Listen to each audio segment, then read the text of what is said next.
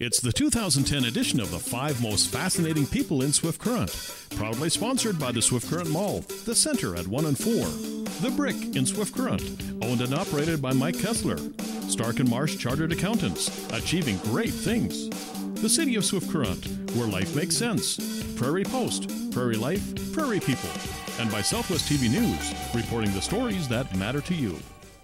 As a champion for both education and the arts here in Swift Current for more than half a century, Agatha Dyck has helped ensure that Swift Current has become a place where both have flourished.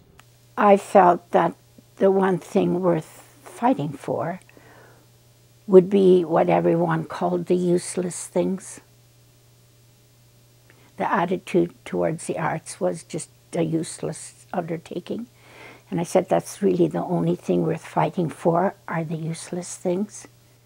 And you fight for them until such time as your community finds out that they can't really live without them and they've missed out on them all this time.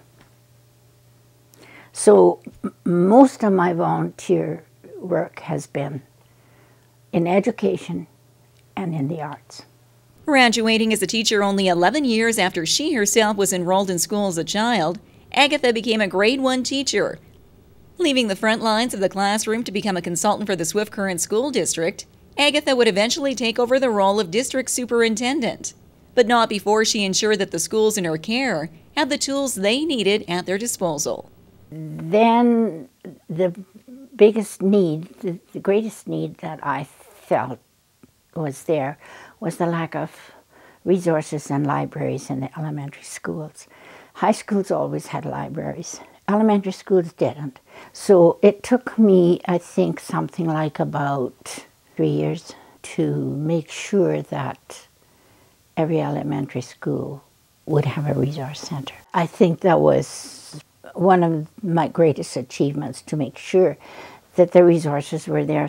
Following her retirement from her career with the school district, Agatha went on to become a sessional lecturer for the University of Regina for 8 years, and authored a series of primary grade textbooks for a Canadian publishing company, which she presented to teachers through a series of cross-Canada workshops. But it was in the forming of her beloved Crocodilians, a club she started with her 4 grandnieces and adopted grandson, that Agatha's education philosophy truly shone, with the deep-seated belief that education isn't something that should be limited solely within the 4 walls of a classroom. I just think you should give the kids experiences that are away from home and out of the school. Setting out to fight for the artistic talents of others that she craved, she became a founding member of the Swift Current Allied Arts Council, along with a handful of others who shared her love of the arts. So we started organizing in 1967, which was an important milestone year in our country, okay?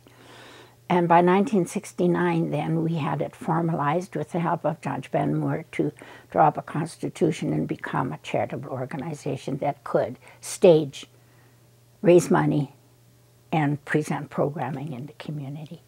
Life is empty without the arts and without not exploiting, but exploring and participating in sharing the talents of others, you know. And if I have any talents, certainly they're not necessarily on stage, but, you know, I can mouth off and I can organize and I can promote and I can, and it is probably fodder for my soul, because I think the arts have a lot to offer. In achieving some of her memorable milestones in both her career and her volunteer endeavors, Agatha credits her late husband Vincent for giving her the support she needed to see her ambitions through.